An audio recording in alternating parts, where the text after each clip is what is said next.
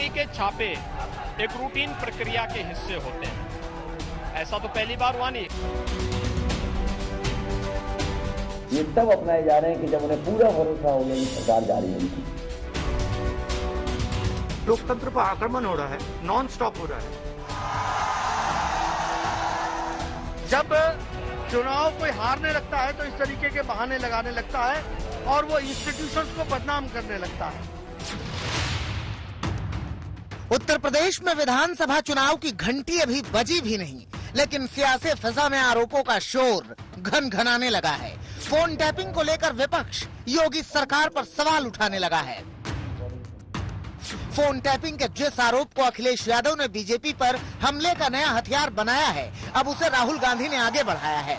राहुल गांधी ने phone tapping के आरोपों को पेगासस मामले से जोड़ा और बीजेपी सरकार पर विपक्ष की जासूसी का ठीकरा फोड़ दिया। पूरा पेगासस का मामला था, वो इंटरनेशनल मामला था।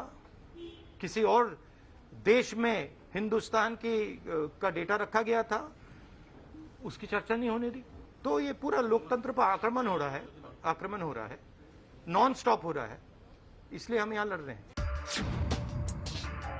दरअसल करीबियों पर आयकर विभाग के छापों के बाद अखिलेश यादव ने ये मुद्दा उठाया और योगी सरकार पर फोन टैपिंग की साजिश का आरोप लगाया। फोन टैपिंग के आरोपों के जरिए अखिलेश ने नया हमला बोला, तो जवाब के लिए खुद बीजेपी अध्यक्ष जेपी नड्डा ने समाजवादी पार्टी के खिलाफ मोर्चा खोल दिया कि हमारे सभी फोनों को सुना जा रहा है। हमारे जितने भी फोन हैं समाजवादी पार्टी के कार्यालय के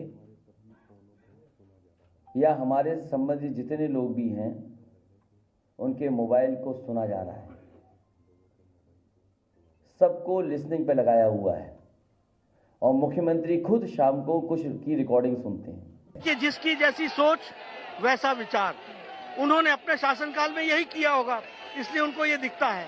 हम लोग ऐसे काम न करते हैं न सोचते हैं। ये काम ऐसे लोगों का है जो इस तरीके के विचार रखते हैं। जब चुनाव कोई हारने लगता है तो इस तरीके के बहाने लगाने लगता है और वो इंस्टीट्यूशंस को बदनाम करने लगता है। उत्तर प्रदेश में चुनाव से ठीक पहले फोन टैपिंग के आरोपों पर सियासत गर्मा गई है। चुनावी लड़ाई अब आर पार पर आ गई है। माननीय अखिलेश यादव जी जो कर रहे हैं वो सही कर रहे हैं।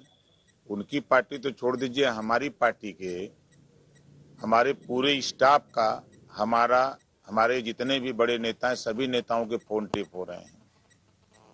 अब सरकार को फोन टेप कराने से क्या मिल रहा है, क्या रोक देंगे, ये साफ साफ जाहिर होता है कि इनकी हताशा और निराशा ये दिख रही है। ये घबराए हुए लोग हैं। पार्टी नेताओं के फोन टैपिंग के आरोपों पर अखिलेश को पूरे विपक्ष का साथ मिला है। इन आरोपों के बहाने सभी विरोधी दलों ने बीजेपी के खिलाफ मोर्चा खोला है। ये सरकार लोगों के फोन टैप करने के लिए बैठी हुई है। मतलब आप समझ सकते हैं कि अपना काम करने के बजाय कमरे में बैठ के आप विपक्ष के दलों के फोन सुन रहे हैं। अब आप बताइए। ये मुझे नहीं मालूम, पेगासस का जहाँ तक मुझे मालूम सुप्रीम कोर्ट मॉनिटर्ड एक इन्वेस्टिगेशन हो रहा है और मुझे यकीन है कि सुप्रीम कोर्ट सच्चाई को सामने लाएगा।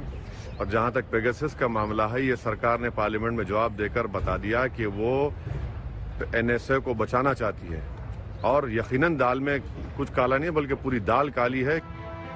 फोन टैपिंग के इन आरोपों का योगी आदित्यनाथ ने भी जवाब दिया। उल्टा विरोधी पार्टियों के शासनकाल पर उन्होंने सवाल उठाए। उनके द्वारा इस प्रकार के कृत्य किए जाते रहे होंगे तो इसलिए उनको यही लगता होगा। योगी सरकार पर विपक्ष के हमलों की ये नई कड़ी है। फोन टैपिंग और आईटी विभाग की छापेमारी की लड़ाई अब पोस्टर वार में बदल गई है। उत्तर प्रदेश चुनाव, आयकर विभाग के छापे और अब पोस्टर्स की राजनीति। आप मेरे पीछे जो तस्वीर देख रहे हैं, ये एक पोस्टर है।